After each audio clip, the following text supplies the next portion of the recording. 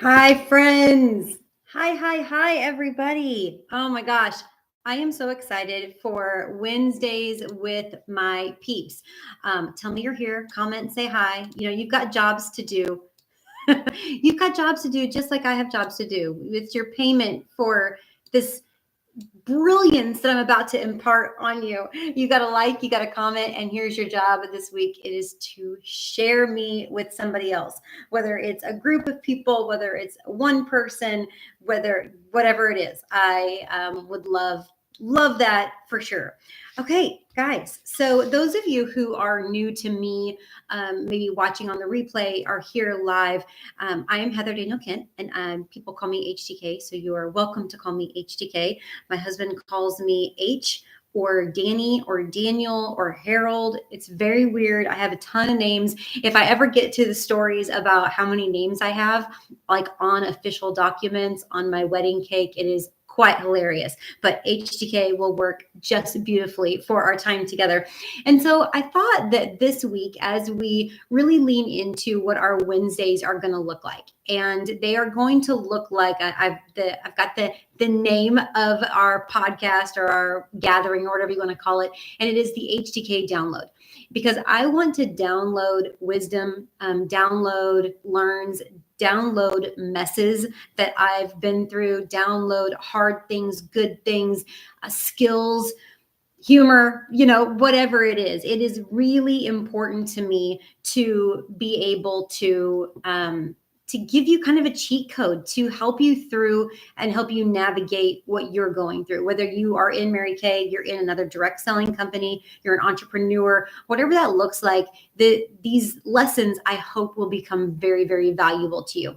And so I wanted to do it in a way that you get to know me a little bit more in case you don't know me and know my story. Because, I mean, you got to know me and you got to trust me in order to really take what I'm saying to heart and to do something with it. So tell me you're here. Thank you, Lisa. Say hi. Like I said, like, comment, and share. Those are your jobs for me on this podcast. Okay, so I started Mary Kay February of 2004. So I've been in Mary Kay 21 years, and I didn't come into Mary Kay with like giggles and joy and excitement. I really came into Mary Kay. I literally told the lady that recruited me, I'm not going to tell anybody and I'm not going to sell anything, but I really want to come to these meetings. And maybe we can have a conversation about a Mary Kay meeting and what profound impact they can have on people.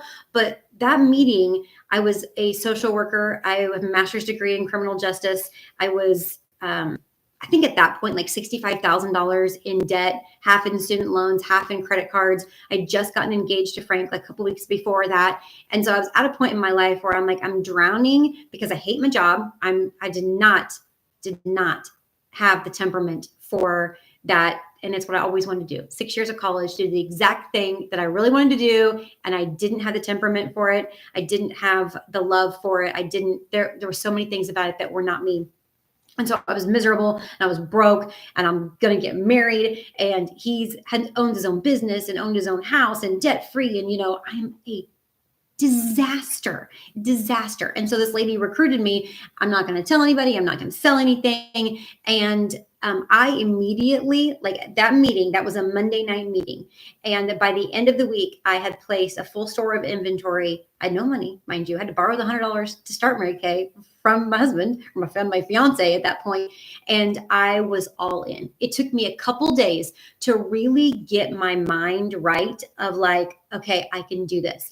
And one thing, if you're brand new or if you're kind of restarting, hi, Francis, and you're kind of reevaluating things, you can get from 0 to 100 in a second.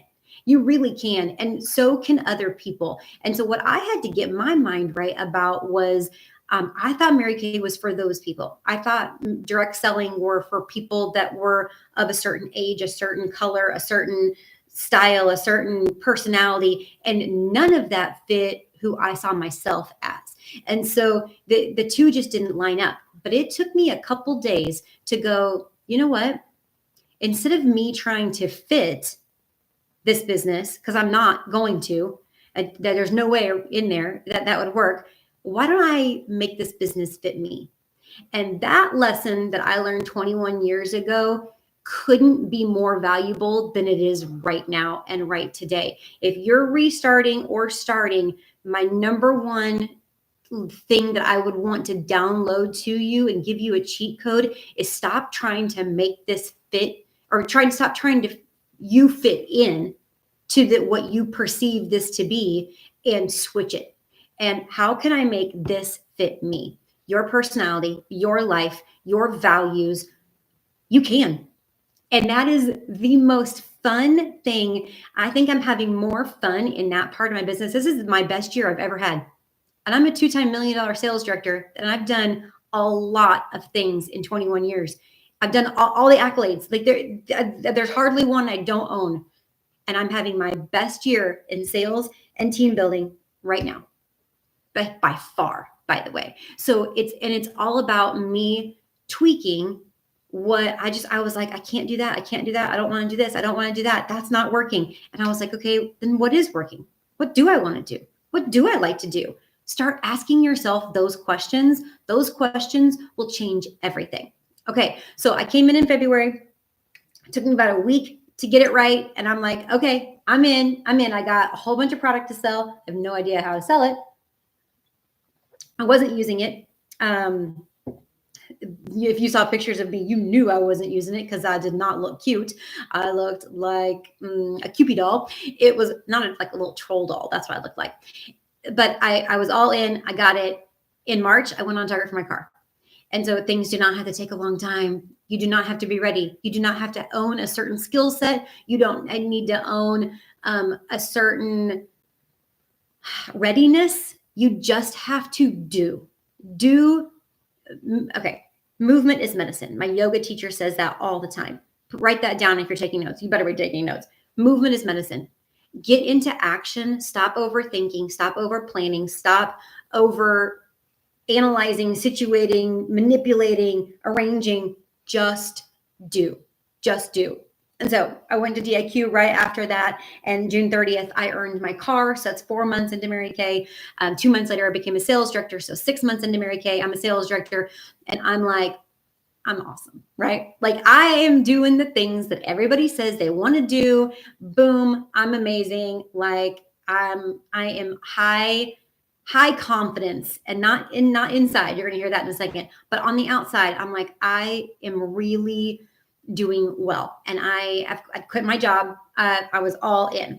Okay. So I went to a seminar that July, and I don't know those of you who are debating about coming to seminar, but it goes along with the first meeting that I went to as a guest changed my life. The first seminar I went to as a brand new consultant, but I was also in DIQ at that moment. That changed my life also. And the thing is it wasn't the best of experiences. It's not like I was like kumbaya and like laughed the whole time and just got the greatest feelings of joy. That wasn't it at all. What it did was challenge me. It challenged me at a level that I needed desperately to be challenged in. I needed to go all in with this. I said I was in, but here's my, see if you guys resonate with this. I am a recovered quitter. I quit everything. Everything. And when things got hard, I would quit, whether it's a relationship, a job, an opportunity. I always quit. And that seminar was that defining moment for me, because that defining moment was, this is challenging me. This is hard. This is not as easy as I wanted it to be. I'm having a lot of feelings, and I don't typically love to have a lot of feelings. And I felt unequipped. I felt like I didn't belong. I felt like I didn't know enough. I wasn't enough. Like, I was just having all the challenging feelings, but I knew that I wanted it bad enough to figure it out. Do you want this bad enough to figure it out? And I don't mean this as in Mary Kay or direct, whatever you're doing. That I'm hoping I'm talking to lots of people here. It's not the thing, it's the vehicle. What I wanted was a different life. What I wanted was freedom. What I wanted was calling my own shots. What I wanted was big houses, new cars. I know that sounds terrible and a little materialistic, but I got to be honest, that's what I wanted. And I wanted extra money, and I wanted to be proud of myself, and I wanted to be significant, and I wanted to be influential. Like I wanted all of these things. Well, Mary Kay was my vehicle. Mary Kay is my vehicle. And so if you want things out of life and you have found a vehicle, lean into that, even though it's challenging, even though you're being challenged right now. I have not discontinued being challenged. I feel like I'm in another like super challenging season right now, which is exciting to me, honestly, because that's where I've done my best work. You didn't see it during the challenging season, but that's when it was being grown. And I'll talk about that in just a second. And yes, seminar is this year in Charlotte. It's going to be moving around for the next couple of years while Dallas does their renovations to their convention center. So yes, Charlotte, North Carolina this year. Last Ruby seminar. If you're a Ruby, come say hi to me. It's going to be pretty cool. Okay, so that was July. And then I became a sales director right when I got home, and then moving into March. I got married in March, and we got married in Jamaica. In Jamaica, I earned my first. Well, it was like right in the lines of getting married. The week I was in Jamaica, I earned my Equinox.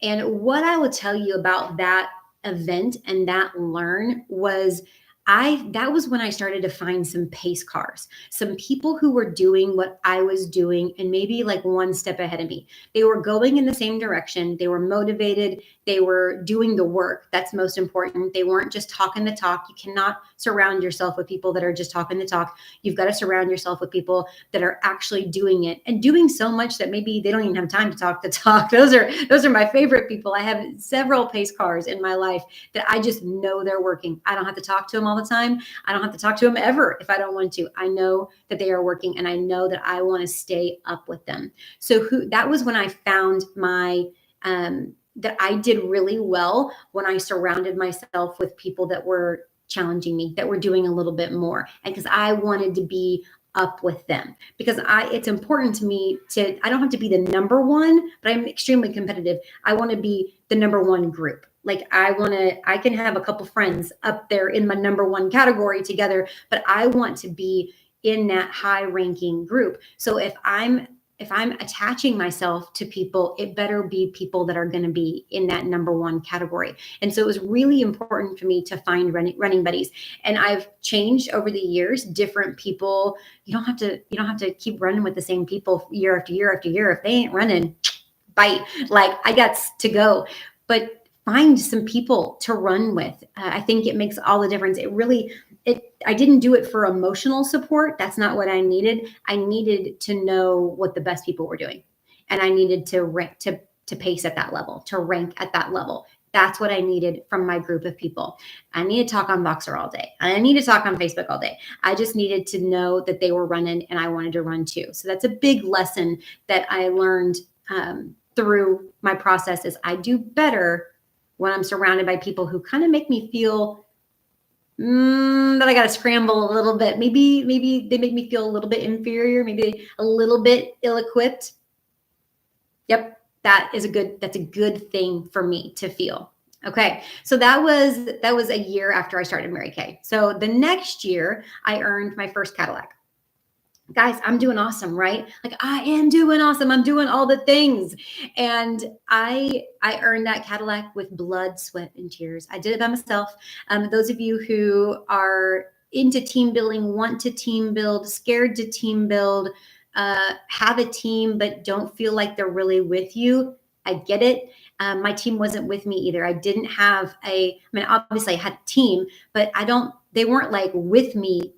I really did that whole dang thing by myself. And it is good to have the skill of doing the whole dang thing by yourself, of not having to carry people on your back, not have to be responsible for them. I think it is a good thing. Now, you don't want to do that forever. It'll exhaust you and burn you out, but you do sometimes need to have that muscle memory and that kind of skill to say, you know what, if I had to, for a short period, I could do this by myself. I think that's something that's really important for yourself to own that. Okay, so this is where my story starts getting good. You heard all the things that happened really fast and really wonderful, and it was all great, but there always comes a point where you got to pay your debt, you know?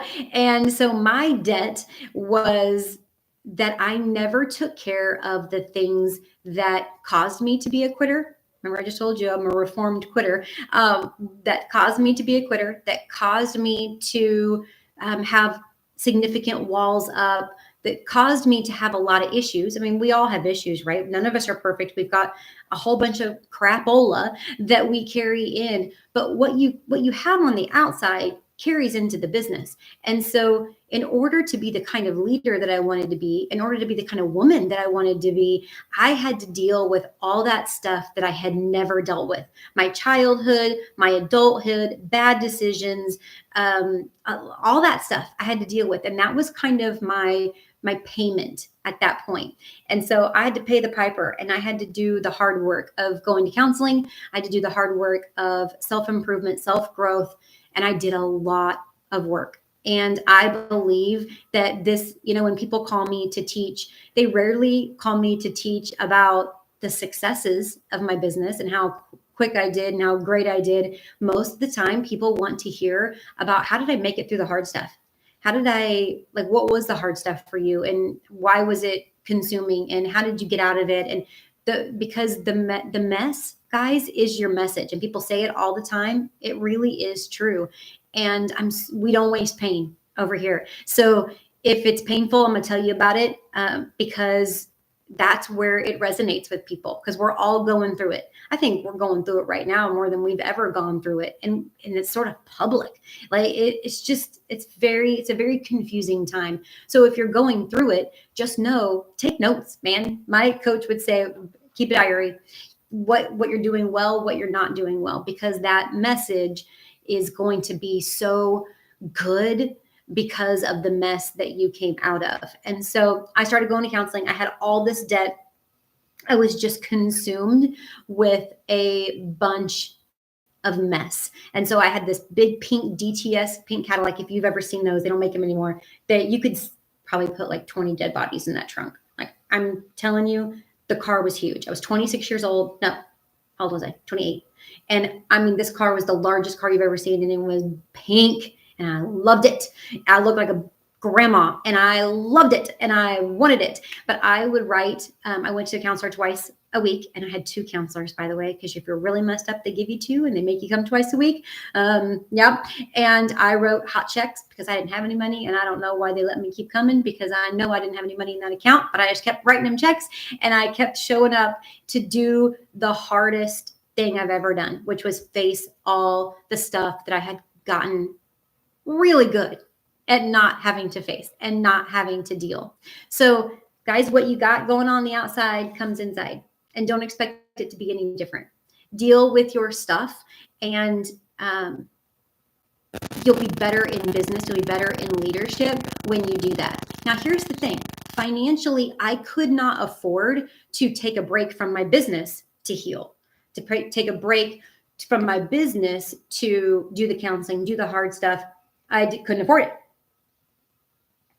because I've been full-time virtually the whole time. And I've always had bills, and I've always had a mortgage, and all those things to be responsible for. And my husband will never let me off the hook, ever.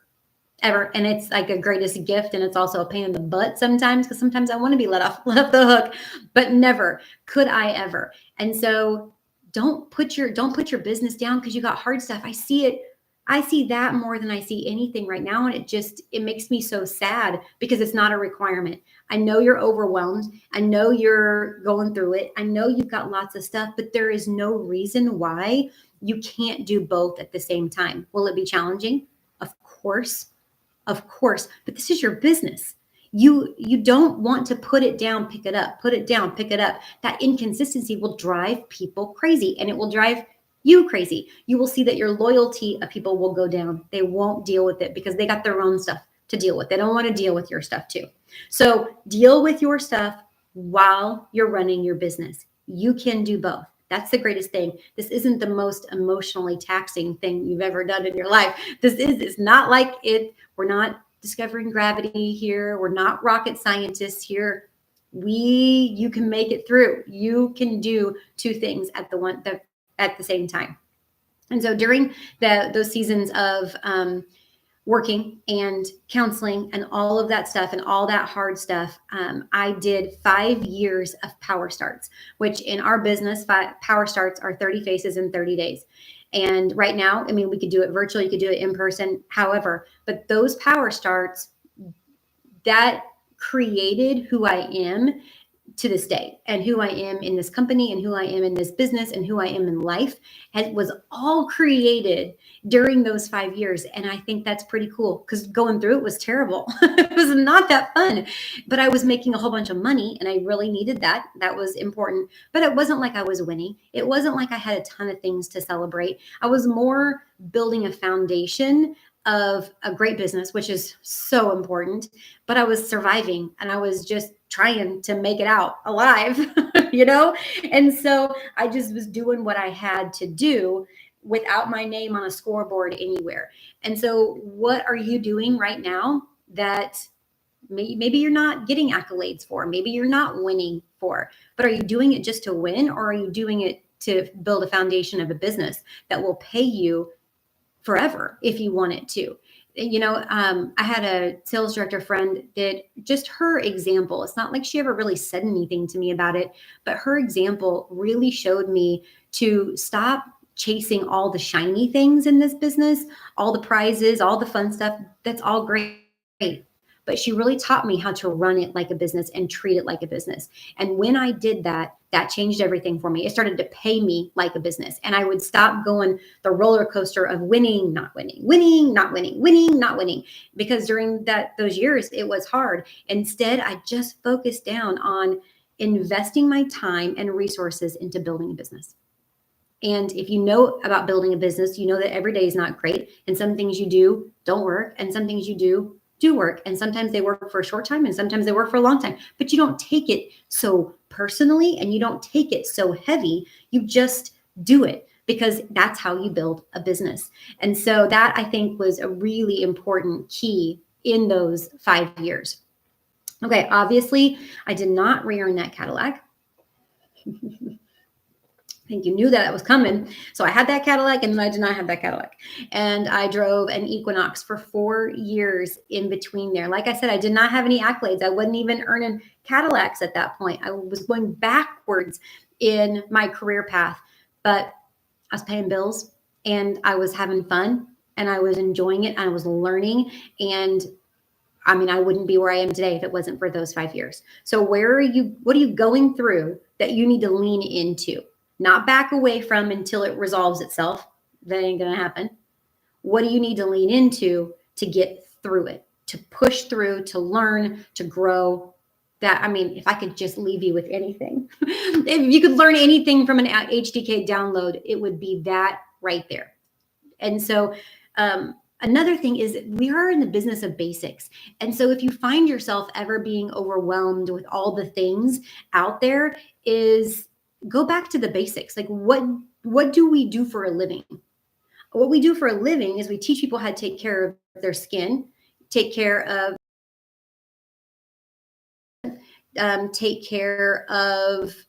it depends on if you're team building or anything like that. Like, we teach people how to take care of themselves, essentially. And so it's really important to get back to the basics of what we do. So hold on, my computer's freezing up a little bit. Okay. So business of basics, getting educated on your product, getting confident with your product, leading by example. Those things are so important to me, because those things never go away. Booking, selling, coaching, recruiting, pre-profiling, all of those things are vital. So if you're overwhelmed and you're consumed and you're flailing, when's the last time you just went back to the basics? Try that. Try that. That always has helped me. Okay, so finally I get back into a Cadillac.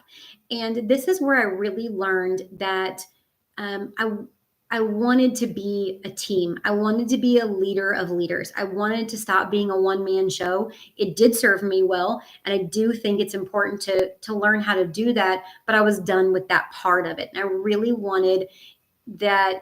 I really wanted the team. I really wanted the camaraderie. I really wanted to do it together. And that was when I really developed that muscle of, and I know it sounds crazy for you feelers out there, you and you loving, wonderful, amazing people, this might sound crazy, but like I needed to have the muscle to let people in. And some of you guys need the muscle of like putting boundaries up. That's not my problem. I'm great at boundaries. What I needed help with was letting people in. And you can't run a successful team without letting people in and letting people see who you are and being vulnerable and being accessible and all of emotionally and physically and all of those things. So that Cadillac was a really beautiful, beautiful thing. It still is, of all the things I've accomplished, one of my most favorite things. It was the thing, it was a time, probably the second time that or the second best time, the first best time is coming, that I felt like people were really with me and that we were doing something together. And so then I went to 500,000. That was my next year. So I was really leading myself. I did my first bodybuilding show during that time, and really learned that the discipline in one area of your life carries over in other areas. So that was, you guys, if you know me, if you follow me on social media, you know I post every single day in my stories about my workouts, because that discipline of that workout, the discipline of what time I go to sleep, the discipline of what time I wake up, that was created in those years. I did not have that. I was not that person. Oh my gosh, I was not that person. I was not that person. I'll just say that I was not that person before 2000, it was 2013. So we went out long time, 12 years. I was not that person before then. But once I got a taste of what disciplined HDK could do versus lackadaisical, lazy HDK, massive difference, massive difference. And I liked her. So leading myself well became my mantra completely. Okay, the next year I did my first trip, and once again, pace cars. I would not have finished that if I didn't have a couple friends that finished it too. And they were like, well, you have to finish it too. And I was like, oh man, I didn't know we were doing that. Like, I thought we were over here. I just got back in a Cadillac. Like, I was really excited about that. But man, they kept raising the bar and raising the bar. Do you have people in your life that keep raising the bar? Whether they're your pace car friends or whether it's your sales director or your mentor. Man, I hope that my people see me as somebody who keeps continually raises the bar. That is what I want to be known for. And that's the kind of mentor that I want in my life, because those mentors made all the difference in the world to me. I have to be challenged. So I want to challenge you. And I hope you guys are my people now. Like we get to do this together. So I hope you feel encouraged, of course. But I want you to feel challenged to do more and to do better and refine. I don't think getting better means that you're bad before. I just know that there's so many levels that we can all go, and we can all go there together. So then the next year we did not do trip. And so, okay, have you ever, this is a lesson in here. Have you ever felt like, have you ever done something and then gone backwards and you just feel like everyone is watching you and people are judging you, and they're not? I was so concerned that everybody was judging me and everybody was going to know that I didn't do trip. And I tell people now, and my friends in my unit, they're like, oh yeah, I forgot that. Nobody cares.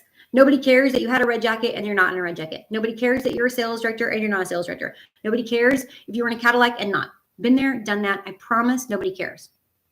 Now you have to change it, but nobody's judging you while you're in there. So give yourself grace and stop judging yourself, because that's what I was doing. I was judging myself. And then when you're judging yourself, you can't dig yourself out of that. You can't fight for it. You can't rally for it because you're too consumed with telling yourself how terrible you are. And so that's not helpful. Give yourself grace, get over it. Just switch on, switch off.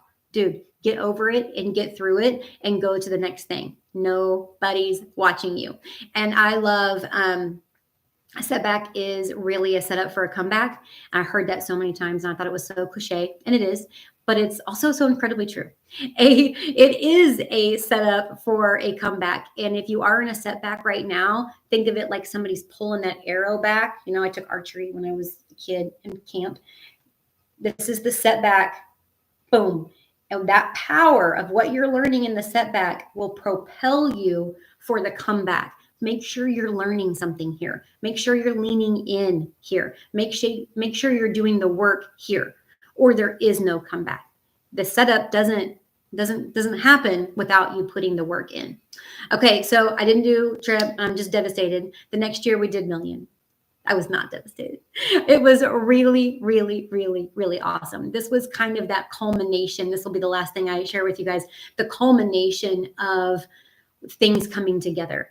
And you probably hear me talk a lot about knowing who you are, operating in your strengths, balcony behavior, basement behavior, all of those things, because that's when it all just, the synergy of it. I really figured out who I am, and I don't know what I'm on this earth for necessarily. So don't ask me like big questions like that, but I do know what I'm great at. And I do know that the gifts that God gave me, and I do want to cultivate them. And I do want to inspire people and motivate people and challenge people. And I want to compete. Like I know who I am. If you don't know who you are, and you don't love who you are. And I just finished a book called The 7 Frequencies of Communication. It's awesome, by Erwin McManus. And he said, you have to love who you are. You don't have to like who you are all the time. And I was like, oh, thank goodness. Thank you. People are like, you have to love yourself. And I'm like, I mean, she's cool sometimes, but like, sometimes I don't like myself. Sometimes I do things and I'm like, don't do that. Don't do that.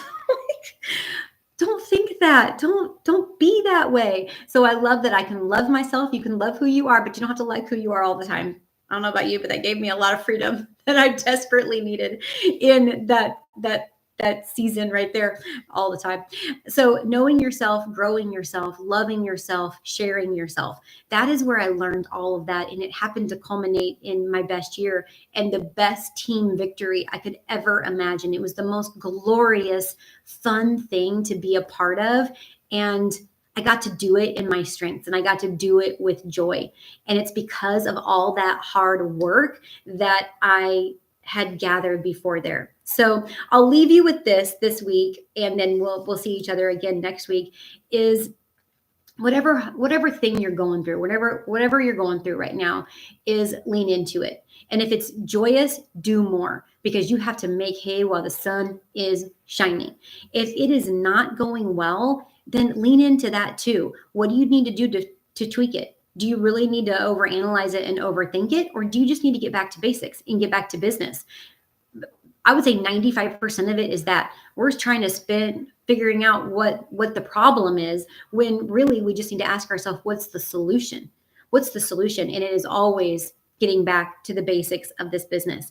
So, my friends, thank you for joining me. I'd love to hear what you got out of this and what you learned out of this. And then feel free to give me some suggestions. What do you guys want to talk about in the coming weeks? I knew that we couldn't go forward without you really knowing me, because you do need to trust me, and you need to trust that I have been where you are. And I know what it feels like to win. I know what it feels like to lose. I know what it feels like to be confused. I know what it feels like to be sad. I know what it feels like to be heartbroken. I know what it feels like. And I don't want us to stay there. I want to give you the cheat code to success, and I want to share with you as fast and most effective as possible to help you propel. So talk to me about what you want to talk about and what you want to learn about it, and let's catch each other next week. Thanks for joining me. I appreciate you all so very much.